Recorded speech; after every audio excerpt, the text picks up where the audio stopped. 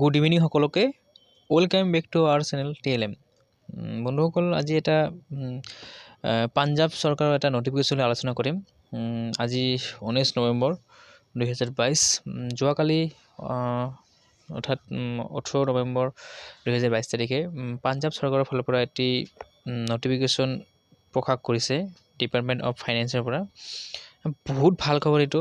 পাঞ্জাৱ চৰকাৰে যিটো ইনিচিয়েটিভ লৈছে, সেইটো আগতে নিৰ্বাচনৰ আগতে তেওঁলোকে কৰিম বুলি কৈছিলে, আৰু এইটো যোৱাকালি অফিচিয়েলি নটিফিকেশ্যনখন ওলাই গৈছে।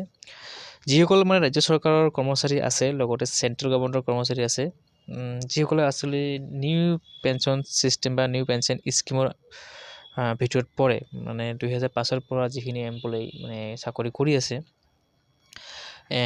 NPS নেশ্যনেল পেঞ্চন ছিষ্টেমত আপোনালোকে যিখিনি পাই আছে, আপোনালোকে পাঞ্জাৱ চৰকাৰৰ ফালৰ পৰা যোৱাকালি যিখন নটিফিকেশ্যন ওলাইছে, সেইটোৰ ভিত্তিত যিসকল পাঞ্জাৱ চৰকাৰৰ নতুনকৈ NPSত আওতাত আহিছিলে, তেওঁলোকে সকলোৱে অল পেঞ্চন স্কিম OPS, যিটোৰ আমাৰ ভাৰতবৰ্ষৰ ৰাজ্যজুৰি আন্দোলন চলি আছে, অসমতো চলি আছে।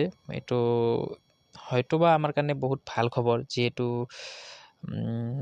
ৰাজস্থান, তাৰপিছত ঝাৰখণ্ড, আৰু তাৰপিছতে আমাৰ ছত্তীশগড়ৰ পিছতে এইটো পাঞ্জাৱ 4 নম্বৰ ৰাজ্য। পাঞ্জাৱ গভৰ্ণমেণ্টে আমাক অল পেঞ্চন স্কিমটো হয়তো কালিৰ পৰা লাগু কৰিলে। যিসকলে NPS পাই আছিলে, তেওঁলোকৰ কাৰণে বহুত ভাল খবৰ। অল পেঞ্চন স্কিমত বহুত বেনিফিট, আগত যিটো ছিষ্টেম চলি আছে। আমি আশা কৰিছোঁ অসম চৰকাৰে, আমাৰ সন্মানীয় মুখ্যমন্ত্ৰী ডাঙৰীয়াও অতি সোনকালে ভাল কিবা এটা পদক্ষেপ ল'ব আমাৰ কৰ্মচাৰীসকলৰ কাৰণে।